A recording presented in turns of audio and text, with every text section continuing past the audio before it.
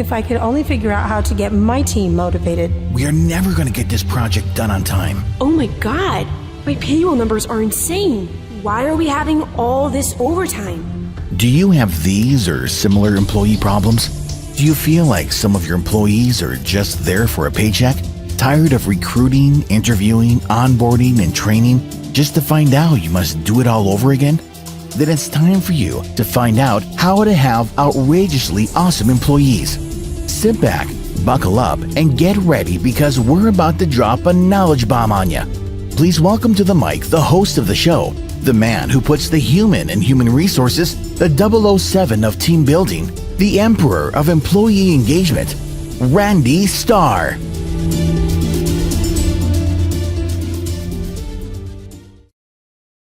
Hey guys, welcome back to another episode of How to Have Outrageously Awesome Employees. I'm your host, Randy Starr, and today we have a special guest, Erin Fisher.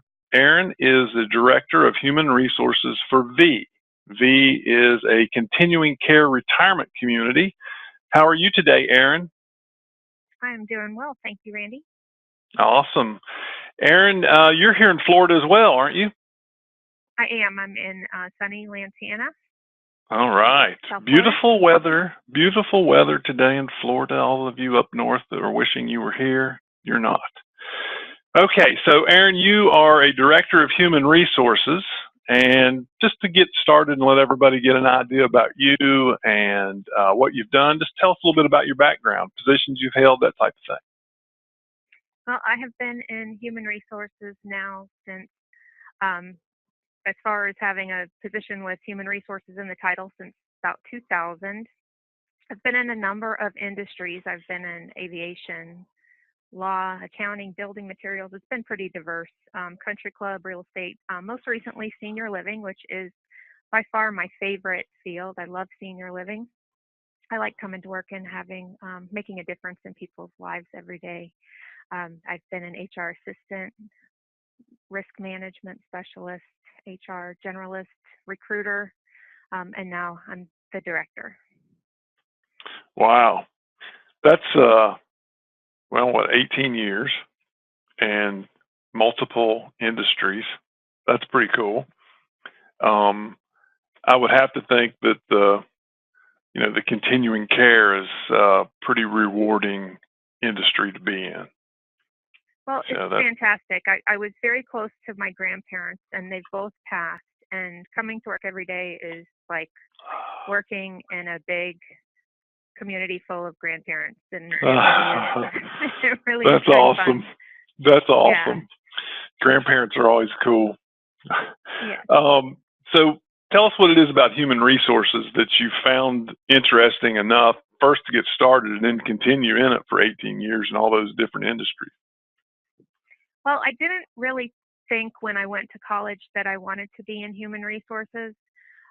When I went to college and I studied sociology and political science, and I got married right out of college, and I went out to Mountain Home, Idaho, Air Force Base in Idaho, obviously, in a little tiny small town, and I was working in social services, working with kids with developmental disabilities. I worked for a little tiny satellite office, and I ran a program.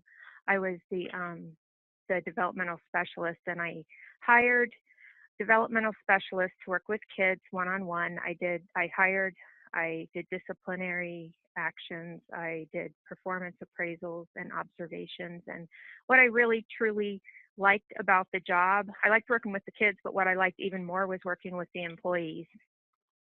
And when we got out of the military and decided to move back to Florida, I realized that that's really what I wanted to do, was work with employees. So when I came back, I looked for my first HR job, and been what I've done ever since. Cool. That is a pretty small town in Idaho, isn't it? It's a teeny tiny town. It had 2 stoplights, and one of them was a blinker. So one flashing and one used. That's awesome. Yeah. So tell us what you would consider to be one of your greatest accomplishments so far in human resources. I would say my greatest accomplishment was my biggest challenge, and I've been really lucky so far in HR that I've had some great uh, uh, great opportunities to focus on individual areas in HR. I'm a generalist. I've been able to have some real focus in certain areas. Like I've been able to focus really heavily in workers' comp, and I've been able to focus in recruiting. But all in all, I've been able to focus at one point or another in all areas. But at one point, I was brought in on a job to unbundle from a PEO. The company had been with a PEO for over 20 years, and they wanted to have a standalone HR department. So they brought me in to set it up. I researched HRIS systems. I researched with the benefits consultant that they had benefits plans. I had to set up the unemployment accounts with 4 different tax accounts, workers' comp accounts, drug-free workplace. You name it, I had to set it up, and it was a huge challenge, But it was. I would imagine. It was really like jumping into the deep end of the pool, and there's really not any choice but to sink or swim, Yeah. And it was really quite the undertaking, but it worked. Everybody got paid at the other end, and all of the balls stayed in the air, and it really it worked out. That's awesome. That's like starting from scratch. It really was, and it was. They didn't have an employee handbook. Everybody had to be evaluated on their FLSA status. There were a lot of moving parts, and for 6 months it was pretty much every single day I was Mach 5 with my hair on fire. But by the time by the time we went live with payroll, then it was like I had a chance to breathe, and it's like, wow, we did it, or I did it because I was the only one. But it was great. It was a great experience, and I wouldn't change a thing. I learned so much. Yeah, it's those challenging times that when we're going through it, we don't sometimes realize exactly how much we're learning until later on, and then we're like, wow, I'm glad I did that now. Yeah, absolutely. Yeah. Absolutely. I think about it now, and I was like, wow, I did that by myself. That's I know, cool. right? See, that's like a pat on the back too. That's awesome. So you mentioned earlier that you enjoyed working with the kids, but you also enjoyed more working with the employees, which is probably what forked your career and got you into HR. So tell us what you do to help employees grow, whether it be personally or professionally. Well, I think the personal and the professional go together. Encouragement is always going to be a big part of HR. Being open and being accessible to employees. I think a lot of times people look at HR, maybe especially the HR director, as being somebody, you have to go to HR. And I still hear that here at this community for a few years now, and I still hear, you've gotten called to HR, or if I send a message. And I don't want anybody to feel like if you're coming to HR, that means you're in trouble. But I think that's not an unusual sort of thing. But I want people to feel, if they come here, that you might be getting bad news. Hopefully you're not, but if you are getting bad news, you should probably already know. More than likely. Yeah, but I think also providing feedback is very important, but it has to be honest feedback. Yeah. I think honest feedback is as important as encouragement. If you're only providing encouragement, it's not helpful. If you have somebody come into your office and you say, you can do whatever it is you want to do, You can be a manager in your department, but this person has chronic attendance issues. Then you're not doing them any favors. They cannot be a manager of their department if they have chronic attendance issues. You have to say, you could have a lot more potential if you were able to get these performance issues under control. If you're just sugarcoating the truth and not giving them honest feedback, then you're not really helping. And that's something that has taken me a number of years. It's easier to just give positive feedback. It's the more constructive feedback that's difficult. It's easy to be the cheerleader, or it's easier to be the cheerleader, but sometimes you have to be the teacher or the coach, if you will, too. So yeah, that's I agree with that 100%. I think that the encouragement is, that's a key component to performance, because a lot of people don't get encouragement anywhere. If they get a little bit of it at work, makes them feel better about their job, makes them feel better about being there, helps them become more engaged. But at the same time, if they have issues and they're not made aware of it, whether they know them or not, they still need to be made aware of them. You're not helping them. Yeah, you're not. You're not. You're just letting them keep continuing a bad habit or a poor behavior that, if they did correct it, then they could be whatever they wanted to be. So yeah, I agree. That's awesome. Tell us a time when you have helped a particular employee overcome a challenge. Okay. When I first moved into a position, there were a few people in certain departments that were toxic employees. They were drains on the departments, and they were frustrating for the managers. And this one department had somebody who stirred the pot a lot, and they were really very destructive for the department. The department had poor morale. There were a lot of call-offs. The supervisor of the department would get very frustrated, and he would come over and he would talk to me, and I could see the frustration on his face.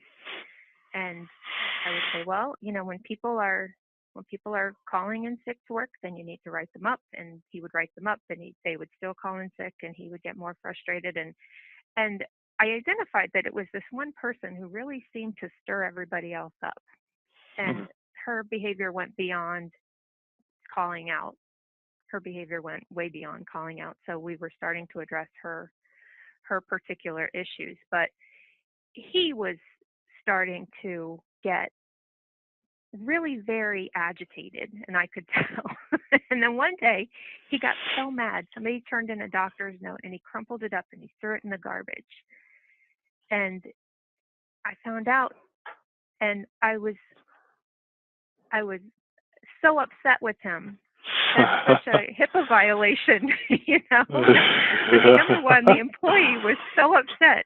He's taken personal health information and thrown it in a garbage can that anybody can look in. I mean, on so many levels that was wrong, and this was really a very dedicated employee who worked very hard, and, I could see the frustration on him. And so I brought him in and I said, I can't tell you how upset I am with you. And I don't know if I can save your job at this point. You can't do that, and we talked a lot, and I ended up sending him to Dale Carnegie, which, I ended up moving him to a different department. I ended up sending him through the 9-week Dale Carnegie class, and I run into him now, and actually ended up the woman that had been such a thorn in his side ended up really doing something, really blowing up, and she ended up getting terminated. And that department's doing okay now, actually. That department has really calmed down and is doing quite fine. We moved him over to a different department. I see him now, and he is a different person altogether. his face is relaxed.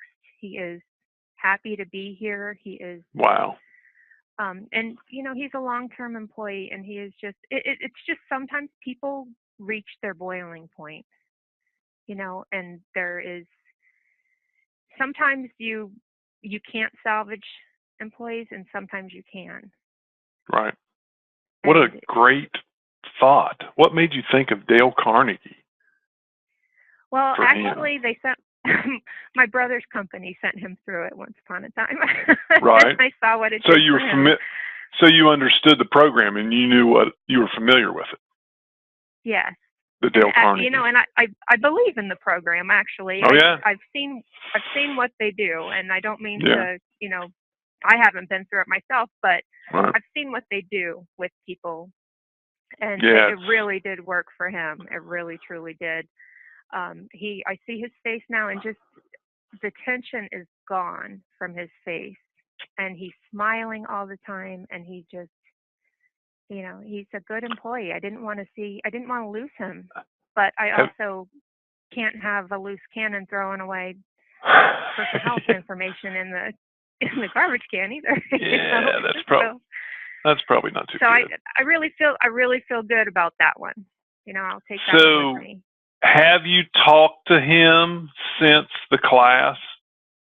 Sit down. I do. I run into him, and I do chat with him, and actually we kind of joke about it sometimes. Right. Well, of course.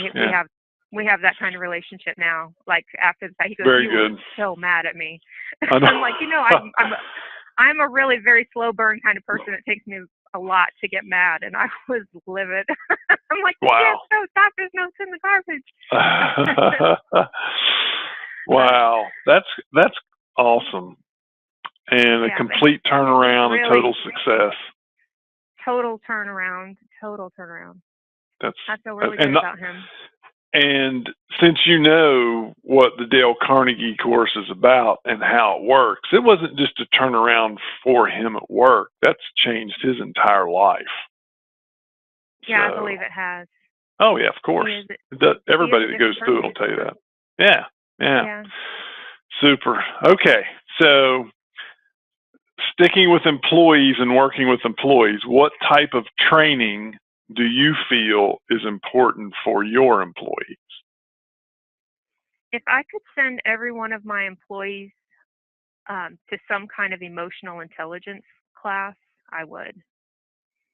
I think, we do a lot of training here at V for our employees. We have a pretty robust program called eCampus that we require. We have a lot of courses, obviously, that are required that they can take online, but we also have a lot of courses that are available in addition just for leadership skills or different customer service skills or whatever. But I think emotional intelligence is important. If you don't have it, I don't think people realize that that's something that you can develop to be better at dealing with other people, or kind of changing your attitude, or changing how you relate to people. Right. I don't know if people necessarily understand how they can change that about themselves. Yeah. So that would be great. Like that. Yeah, I would agree. There's just so many people that could use some assistance in that area. Really. Yeah. And there's a lot of little tips and tricks and ways that you can make yourself happier, or make yourself. There's so many ways you can make your attitude better. Yeah. And it's not necessarily rocket science. Yeah, it's a choice. I'm a firm believer that it's a choice, but if you don't know how to make the choice, you don't know. I mean, if you don't know that you have that ability to choose to have a good day and be positive and have a good attitude and treat people properly and don't speak ill of folks and that type of thing, because of the way that you've always lived your life, it's difficult, so sometimes just a very simple class or very simple training, and just to make someone aware, hey, you know what, you don't have to be like that, you can choose to be some way else, is phenomenal. Yeah, it's, I think so. Yeah, because we've got so much junk dumped on us on a daily basis, negative stuff that we may or may not influence your life at all.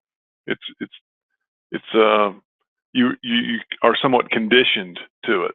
I mean, if you watch any TV at all, there's lots of negative stuff there. So yeah, cool. That would be awesome. Tell us about your typical day. What does your typical day look like? Well, in HR, there really is no typical day. Okay, you're the only one who's ever said that. Right. I just don't think there is one. No. When I, plan my day out, or every Monday morning I come in and I write my list out of all the things that I have to get done, and I think, wow, this is going to be a pretty boring week, and that never happens. Usually somebody comes in my office, or somebody's gotten hurt, or somebody has had an altercation with somebody else. That happens all the time. Well, not all the time. I can't say it happens all the time, but somebody is upset with somebody else, or sometimes I have to do bills or invoices for insurance, which is a lot of fun, or I have to work on my monthly newsletter, or there's a all employee meeting that I have to prepare for. Once a week, I meet with the other directors in my community. So the directors of housekeeping or dining, or our care center administrator. We all meet once a week and discuss issues that affect all of us here in the community. There's a typical day, employee issues. I work with the generalist. Right now we're working on our employee survey. So we're having survey meetings every day to make sure that people can come in and use our laptops if they don't have a smartphone or a tablet to take the survey on. Right.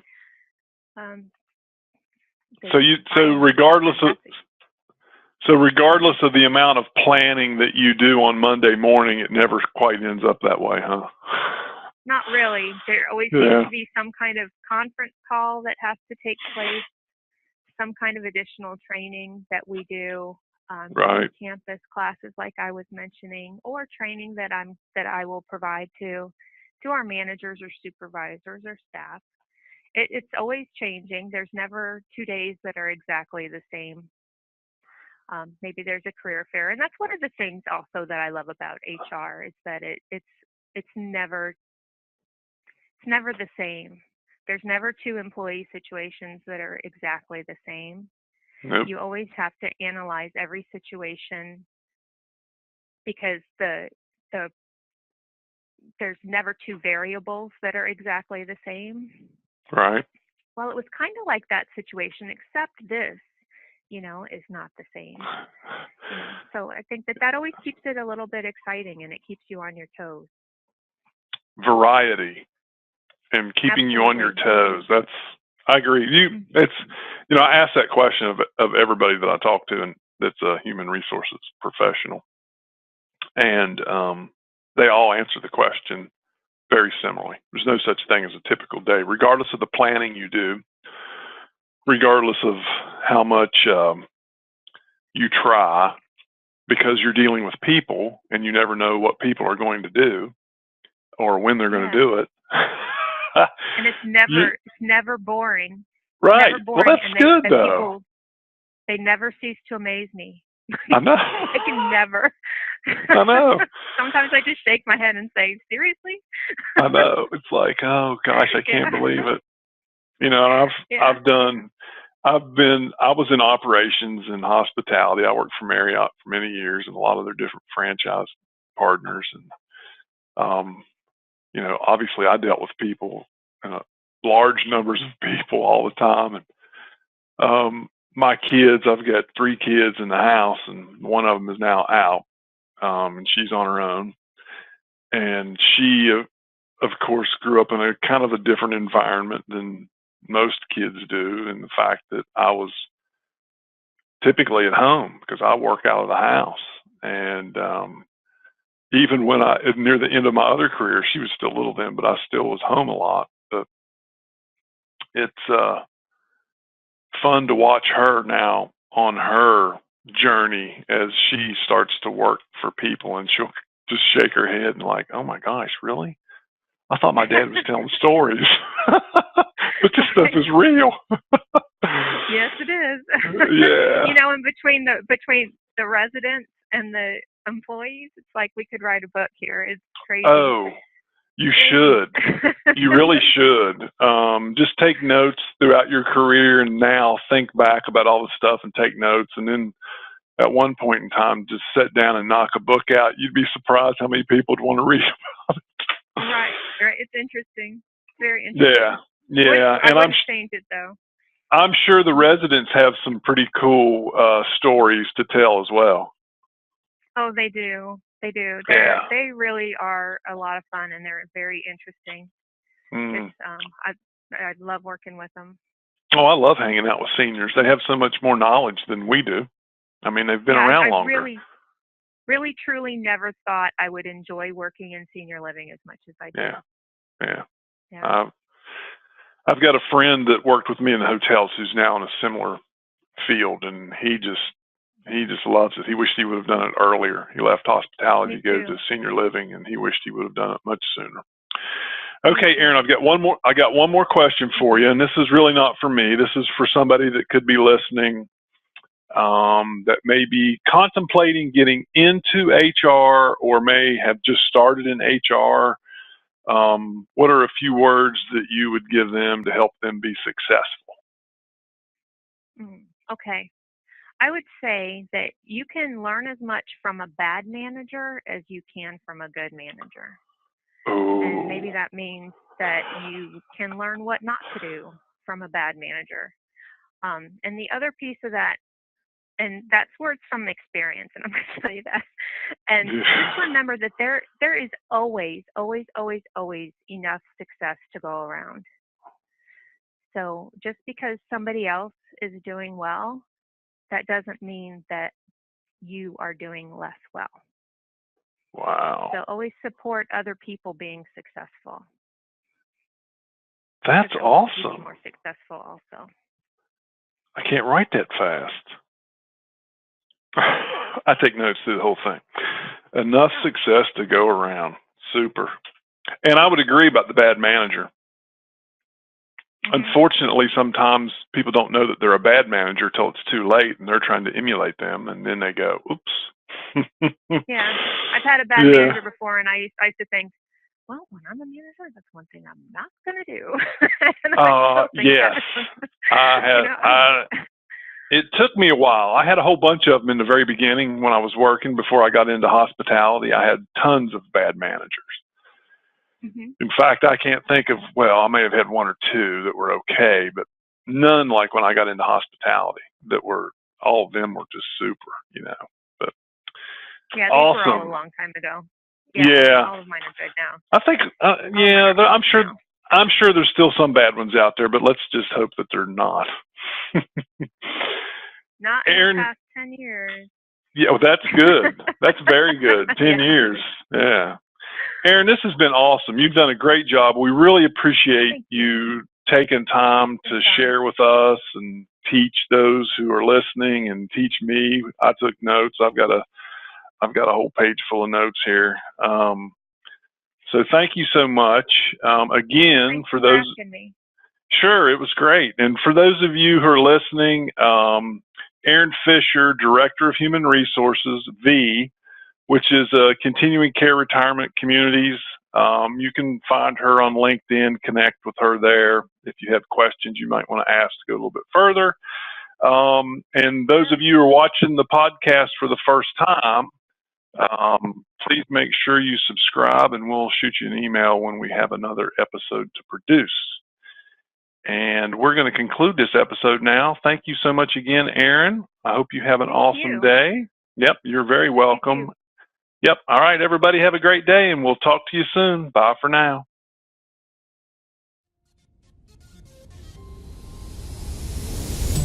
Thanks for hanging out with us.